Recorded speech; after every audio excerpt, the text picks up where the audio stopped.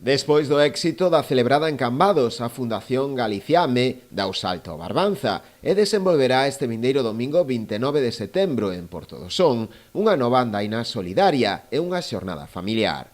A actividade organizada pola Fundación da man do Concello desenvolverase a partir das 11 da mañá, tendo como punto de partida a fachada marítima.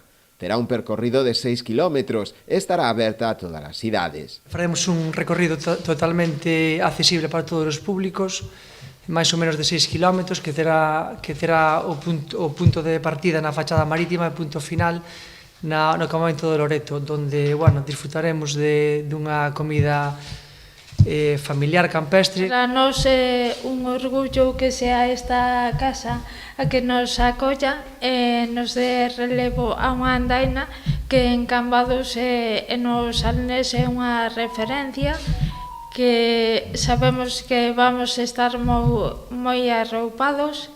Gracias por darnos voz. O verdadeiro sentido desta actividade non é outro que dar a coñecer e visibilizar a enfermidade de AME, unha doenza que provoca atrofia muscular espinal.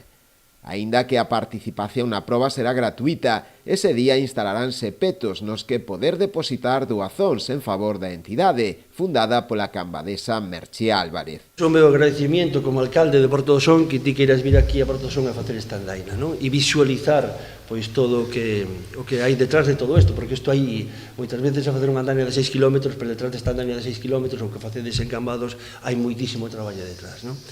Non temos máis que admirarche e agradecerche todo ese traballo, non? Como padriños da proba estarán a presentadora Belén Xestal e o músico Javi Maneiro. Para min, apadriñar esta andaina e ser este ano o embaixador de Galiciame é toda unha honra.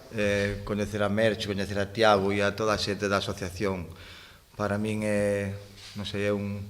son unha lección de forza, de familia e de que os problemas da vida en compañía e en xuntanza se leva moito mellor. Unha vez rematada a andaina, desenvolverase un xantar familiar con xogos, hinchables e sorteos de regalos doados por diferentes casas comerciais da vila. Todo o recadado irá destinado á investigación desta enfermidade e contribuir así a axudar a persoas como Tiago, que quixo tamén estar presente na presentación.